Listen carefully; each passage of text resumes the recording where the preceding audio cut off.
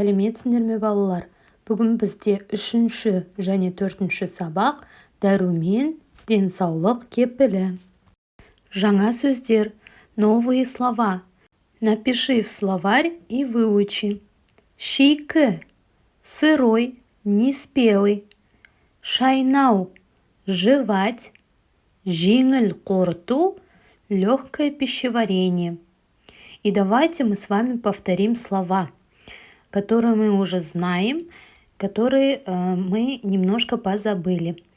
Қияр, огурцы, орамжапырақ, капуста, сәбіз, морковь, пияз, лук, баялды, баклажан, аспыршақ, горох, бұрыш, перец, саңырауқұлақ, грибы, картоп, картошка, қызанақ, помидор.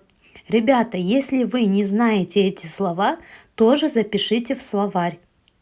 Бірінші тапсырма. Суреттерді пайдаланып сөйлем құра. Используя картинки, составь предложение. Значит, вместо картинок надо вставить слово. Мысалы, например, первое предложение. Мен дүкеннен қияр сатып алдым. Келесі суретте орамжапырақ. Орамжапырақтың жапырағы көп болады. И так далее. Дальше продолжайте сами. Устно. Екінші тапсырма. Тоже устно. Кесте бойынша көкөніс тақырыбында диалог.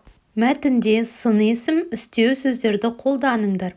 Опиши, используя таблицу, овощи, которые перечислены здесь.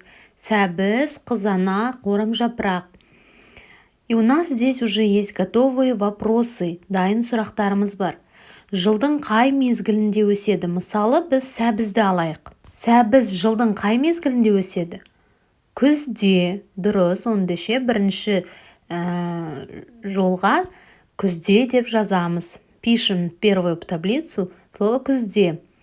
Түрі мен түсі қандай? Түсі қандай сәбіздің? Түсі тоқсары. И так далее. Дальше продолжайте, отвечаете на вопросы каждой таблицы.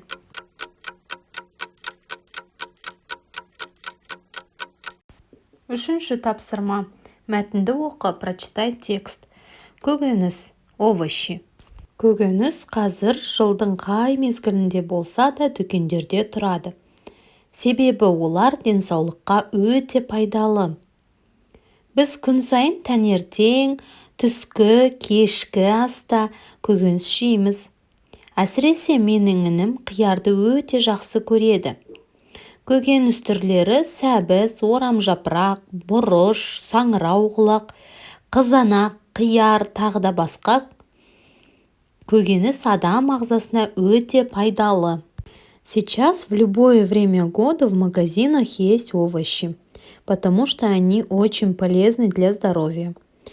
Мы каждый день утром, в обед и вечером используем овощи. Особенно мой младший брат очень любит огурцы. Виды овощей – это морковь, капуста, перец, грибы, помидоры, огурцы и так далее. Овощи очень полезны для организма человека. Көкөністі көп пайдаланатын адамның денсаулығы жақсы болады, ұзақ өмір сүреді. Көкөністің калориясы аз, олар дәруменге бай, жеңіл қорытылады. Көкөніс дастарханның сәні. Көкөністі жуып, тазалап жеу керек. Тазаланбаған көкөніс денсаулыққа зиян. Человек, который использует овощи, у него будет хорошее здоровье, будет жить долго. У него меньше калорий, но есть очень много витаминов. Легко переваривается. Перед тем, как съесть овощи, надо мыть. Нечистые овощи вредны для здоровья. Төртінші тапсырма. Жұмбақтарды шеш, отгадай загадки.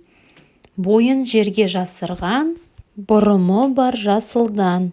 Бұл сәбіз. Ребята, внимательно прочитайте загадки и Отгадайте. Здесь у вас есть подсказка. Есть первые буквы вашего ответа.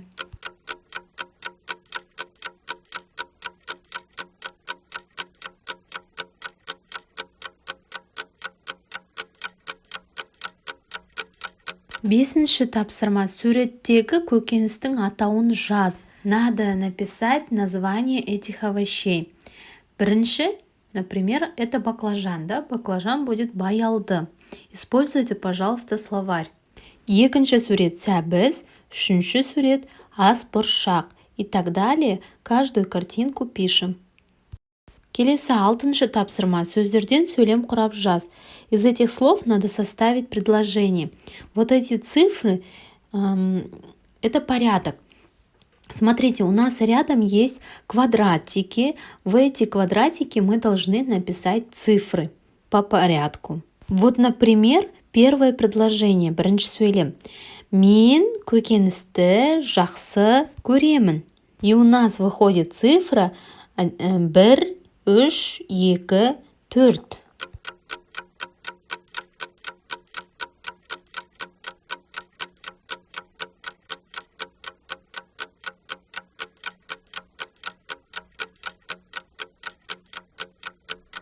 Жетінші тапсырма. Кестені пайдаланып сөйлем құра. Сөйлемге мезгіл үстеуі не мекен үстеуін қосып жаз. Составь предложение, добавь наречие места или времени. Например, каждое наше предложение должно начинаться со слова «мен». Мен қызанақ жоғары қойдым. И так далее. Дальше продолжайте сами. Начинайте предложение со слова «мен». Ко второму столбику добавляете правильное окончание. Дальше добавляете үстеу наречие. После идет ваш глагол.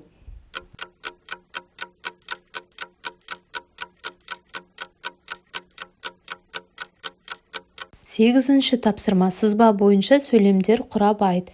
Устно составь предложение. Здесь у нас уже стрелками указывает, как будет продолжение этого предложения. Например, көкөністің құрамында дәрумен көп.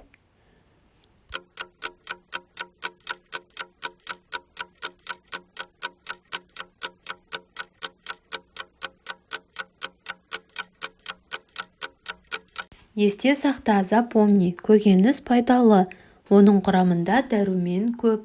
На этом мы закончили урок. Подпишись на канал и поставь лайк. Спасибо за внимание. Осымен біздің сабағымыз аяқталды. Келесі сабақта кездескенше сау бол.